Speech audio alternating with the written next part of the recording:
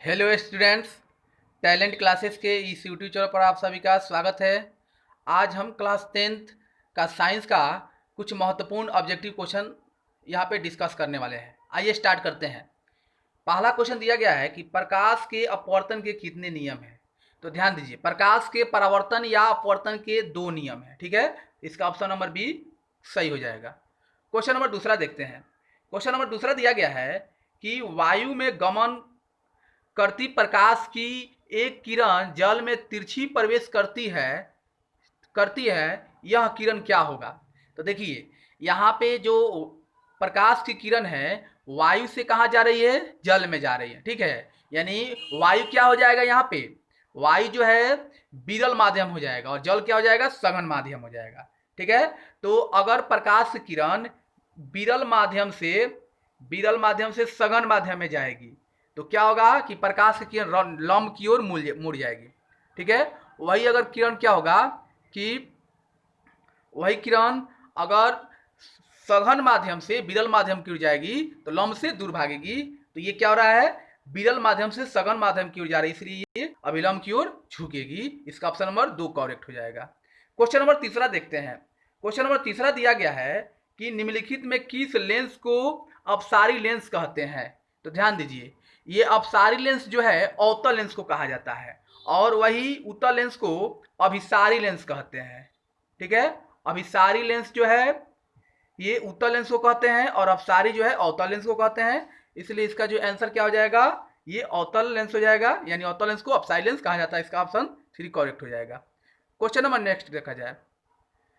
Question number चौथा दिया गया है कि किसी बिंब का वास्तविक तथा समान साइज का प्रतिबिंब प्राप्त करने के लिए बिंब को उत्तल लेंस के सामने कहाँ रखना चाहिए। तो इसमें जो है, इसमें कहा जा रहा है कि प्रतिबिंब का साइज और वस्तु का साइज क्या होना चाहिए, सेम होना चाहिए। तो इसके लिए वस्तु को कहाँ रखना पड़ेगा, लेंस के फोकस दूरी के दुगुनी दूरी पर। तो यहाँ पर रखेंगे तो उसका जो वस्तु की दूरी होगा वो प्रतिबिंब का साइज दोनों क्या होगा, इक्वल होगा। ठीक है, क्वेश्चन नंबर 5 देखिए। क्वेश्चन नंबर 5 दिया है कि मानव नेत्र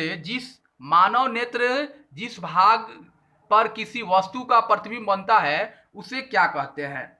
तो इसको दृष्टि पटल कहा जाता है। क्वेश्चन नंबर 6 देखिए। क्वेश्चन नंबर 6 दिया गया है किसी माध्यम के अपवर्तनांक म्यू का मान क्या होगा। तो जो अपवर्तनांक का जो मान होता है वो क्या होता है, sine i by sine r होता है। इसलिए इसका ऑप्शन नंबर ए करेक्ट हो जाएगा। क्वेश्चन नंबर नेक्स्ट 7 नंबर देखिए। किसी लेंस के आवर्धन का एसआई मात्रक निम्नलिखित में कौन है। जो लेंस होता है उसका आवर्धन का एसआई मात्रक क्या होता है, मीटर होता है। इसका ऑप्शन नंबर ए करेक्ट हो जाएगा। क्वेश्चन नंबर 8 देखिए। क्वेश्चन नंबर 8 दिया गया है तारों का टिमटिमाना प्रकाश के किस घटना को दर्शाता है। तो तारों का टिमटिमाना जो है प्रकाश, ये जो घटना है प्रकाश के अपवर्तन के कारण होता है। इसलिए इसका ऑप्शन बी हो जाएगा। क्वेश्चन नंबर 9 देखिए। क्वेश्चन नंबर 9 दिया गया है किसी चालक का प्रतिरोध निम्नलिखित में किस पर निर्भर करता है। तो ये जो है देखिए, चालक की लंबाई, चालक के अनुप्रस्थ काट का क्षेत्रफल पर और चालक के पदार्थ की प्रकृति, ये तीनों पर निर्भर करता है। इसलिए इसका ऑप्शन नंबर क्या हो जाएगा, ये डी करेक्ट हो जाएगा। ठीक है, ऑप्शन नंबर इसका डी करेक्ट हो जाएगा, नहीं उपयुक्त सभी। क्वेश्चन नंबर 10 देखिए। क्वेश्चन नंबर 10 दिया गया है कि निम्नलिखित में कौन विद्युत शक्ति का एसआई मात्रक है। तो निम्नलिखित में कौन शक्ति का एसआई मात्रक, ये होता है शक्ति का एसआई मात्रक वाट होता है।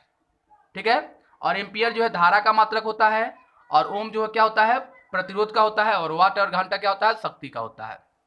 क्वेश्चन नंबर 11 देखिए। क्वेश्चन नंबर 11 दिया गया है कि विद्युत परिपथ में विद्युत धारा को मापने के लिए निम्नलिखित में किस युक्ति का उपयोग होता है। तो विद्युत धारा जो है अमीटर से मापा जाता है। ठीक है, और वोल्ट मीटर जिससे विभवांतर मापा जाता है। इसलिए इसका ऑप्शन नंबर सी करेक्ट हो जाएगा। क्वेश्चन नंबर 12 देखिए। क्वेश्चन नंबर 12 दिया गया है कि फ्यूज तार के लिए निम्नलिखित में कौन सा कथन सत्य है। पहला दिया गया है प्रतिरोध तथा गलनांक दोनों अधिक होता है, ये नहीं होगा। प्रतिरोध कम तथा गलनांक अधिक होता है, ये भी नहीं होगा। तीसरा ऑप्शन है प्रतिरोध अधिक तथा गलनांक कम होता है, ये भी नहीं होगा। प्रतिरोध तथा गलनांक दोनों कम होता है। ठीक है, तो इसमें क्या होगा, 12 नंबर का जो है ऑप्शन नंबर डी सही हो जाएगा। इसलिए कि इसका क्या होता है कि प्रतिरोध तथा गलनांक दोनों कम होता है। ठीक है, यानी गलने की क्षमता जो है बहुत कम होता है। जैसे ही फ्यूज तार इसलिए यूज किया जाता है ताकि उसका जो है धारा अगर उसमें अधिक प्रवाहित होगा तो वो क्या होगा कि जो मतलब कि विद्युत पथन है वो जो है टूट जाए। ठीक है, इसलिए प्रतिरोध तथा गलनांक दोनों कम होता है फ्यूज तार का। क्वेश्चन नंबर 13 देखिए। 13 नंबर दिया गया है, निम्नलिखित पदार्थों में कौन चुंबकीय पदार्थ है, मतलब किस पदार्थ में चुंबक जो है नहीं खींच सकता है। देखिए, लोहा को जो है चुंबक खींचता है, निकल को भी खींचता है, पीतल को नहीं खींचता है। ठीक है, और कोबाल्ट को भी खींचता है। इसलिए इसमें कौन सा पदार्थ चुंबकीय हो जाएगा, चुंबकीय पदार्थ नहीं है, तो इसलिए क्या हो जाएगा, ये पीतल हो जाएगा इसमें। क्वेश्चन नंबर 14 देखिए। क्वेश्चन नंबर 14 दिया गया है, किसी विद्युत धारावाही सीधी लंबी परिनलिका के भीतर चुंबकीय क्षेत्र का क्षेत्रमान 0 है। तो इसमें क्या होगा, तो इसमें 14 नंबर कहता है कि किसी विद्युत धारा जो है कहाँ पे 0 होता है। तो इसका ये ऑप्शन देखते हैं। तो इसका ऑप्शन नंबर, यानी ये जो है सभी बिंदुओं पर समान होता है। ठीक है, सभी बिंदुओं पर समान होता है। क्वेश्चन नंबर नेक्स्ट देखिए। क्वेश्चन नंबर अगला दिया गया 15 नंबर कि विद्युत धारा का चुंबकीय प्रभाव का खोज किसने किया था। तो इसका जो खोज फैराडे ने किया था। ठीक है, इसका ऑप्शन नंबर क्या हो जाएगा, डी हो जाएगा।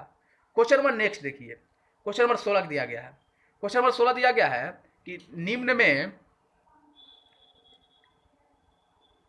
निम्न में कौन जैवमात्र ऊर्जा स्रोत का उदाहरण नहीं है। पहला ऑप्शन है लकड़ी, ये भी नहीं है। दूसरा है गोबर गैस, ये भी नहीं है। तीसरा है नाभिकीय ऊर्जा, ये है। ठीक है, और कोयला भी नहीं है। तो इसका ऑप्शन कौन सा हो जाएगा, सी करेक्ट हो जाएगा।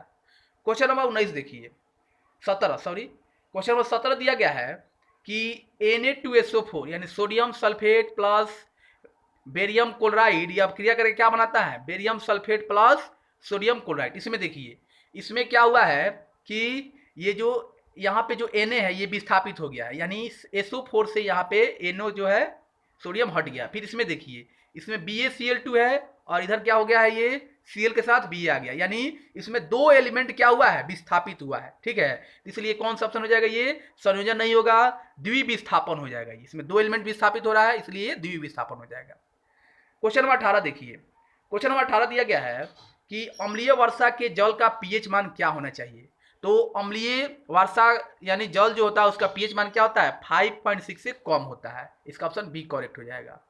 क्वेश्चन नंबर 19 देखिए। क्वेश्चन 19 दिया गया है कि NaHCO3, इसको सोडियम बाइकार्बोनेट पढ़ते हैं। सोडियम बाइकार्बोनेट यौगिक का प्रचलित नाम कौन सा है। ठीक है, तो इसमें जो है पहला दिया गया है धोने का सोडा। ठीक है, धोन सोडा है, थोड़ा सा इसमें मिस्टेक कर दिया लिखने में। तो ये जो है NaHCO3 को बेकिंग सोडा कहते हैं। ठीक है, और इसका जो होता है धोने का सोडा, इसका जो सूत्र होता है ये होता है NaCO3 × 10H2। ये नहीं होगा, व्यंजक सूत्र का सूत्र क्या होता है, CaOCl2 होता है। सोडियम कार्बोनेट क्या होता है, NaCO3, इसलिए इसका ऑप्शन नंबर ये बी करेक्ट हो जाएगा। ये सोडियम बाइकार्बोनेट जो है ये किसका प्रचलित नाम है, बेकिंग सोडा का है। क्वेश्चन नंबर 20 देखिए। क्वेश्चन नंबर 20 दिया गया है, अपच का उपचार करने के लिए निम्न में किस औषधि का उपयोग होता है। तो इसमें जो है जो औषधि है उसका नाम हो जाएगा ये एंटीबायोटिक होता है। ऑप्शन नंबर ए सही होगा। क्वेश्चन नंबर 21 देखिए। चींटी के डंक एक अम्ल छोड़ता है जिसके कारण जलन एवं दर्द का अनुभव होता है। यह अम्ल निम्नलिखित में कौन सा होता है। देखिए, चींटी के जो डंक में इथेनोइक अम्ल पाया जाता है। ठीक है, ये जो अम्ल होता है क्या होता है, इससे जो है जलन भी होता है और दर्द भी होता है। तो इसका ऑप्शन नंबर बी करेक्ट हो जाएगा। सॉरी, ये बी नहीं होगा, इसमें जो है मिथेनोइक अम्ल होगा। ठीक है, ए होगा, ए सही होगा। इसमें जो है मिथेनोइक अम्ल पाया जाता है और इसका जो है ऑप्शन नंबर ए सही होगा। 21 का ए हो जाएगा। क्वेश्चन नंबर 22 देखिए। क्वेश्चन नंबर 22 दिया गया है, ऑक्जेलिक अम्ल निम्नलिखित में किसमें पाया जाता है। ऑक्जेलिक अम्ल पूछा जा रहा है, तो ऑक्जेलिक अम्ल जो है टमाटर में पाया जाता है।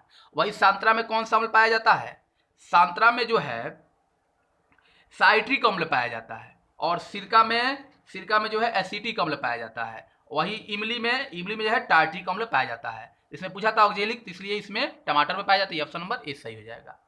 क्वेश्चन नंबर 23 देखिए।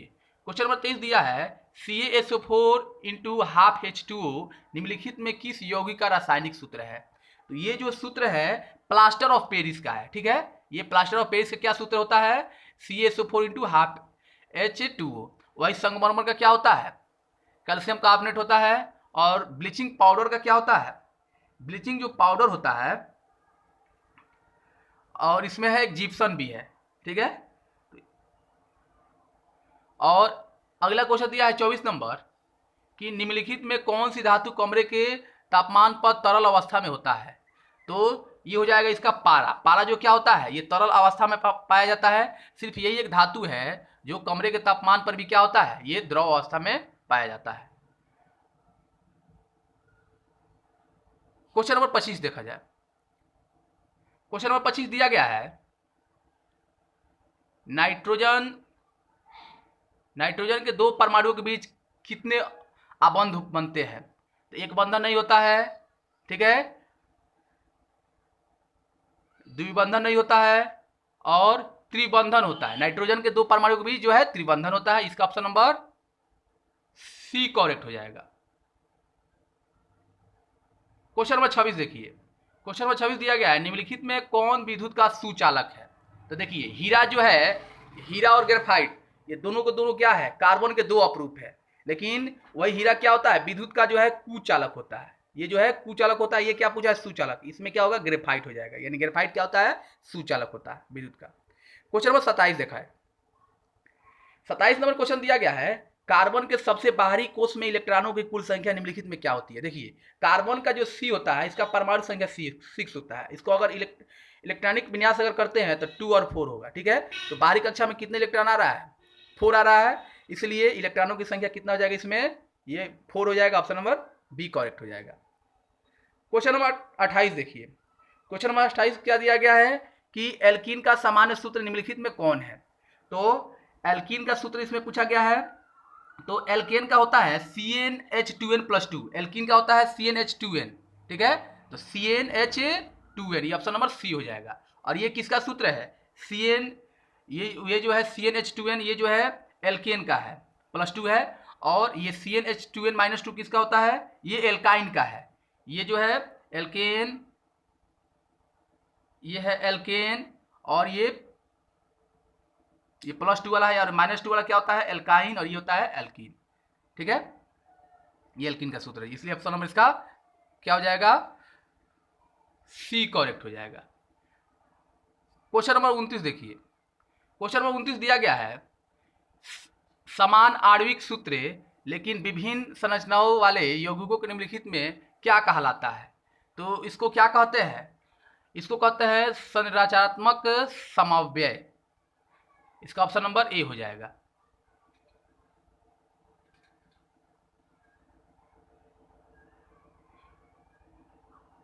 Question number next, question number 30 देखिए। क्वेश्चन नंबर 30 दिया गया है मेंडलीव के आवर्त नियम के अनुसार तत्वों का गुणधर्म निम्नलिखित में किसके आवर्त फलन होता है। जो मेंडलीव ने जो आवर्त सारणी बनाया था, ये जो था परमाणु द्रव्यमान के आधार पर बनाया था, ठीक है। इसलिए ये परमाणु इसका द्रव्यमान होता है। और वही जो आधुनिक आवर्त सारणी बना है वो क्या है, परमाणु संख्या के आधार पर बनाया गया है। तो ये क्या पूछा है, मेंडलीव आवर्त सारणी के बारे में पूछा गया है, इसलिए इसका आंसर बी करेक्ट होगा। क्वेश्चन नंबर नेक्स्ट देखिए। क्वेश्चन नंबर 31 दिया गया है आधुनिक आवर्त सारणी के उदग्र स्तंभ के निम्नलिखित में क्या कहते हैं। तो उदग्र जो स्तंभ होते हैं उसको आवर्त कहते हैं, ठीक है। और जो क्षैतिज होते हैं उसको समूह कहते हैं, ये समूह। इसलिए ऑप्शन नंबर इसका ए हो जाएगा।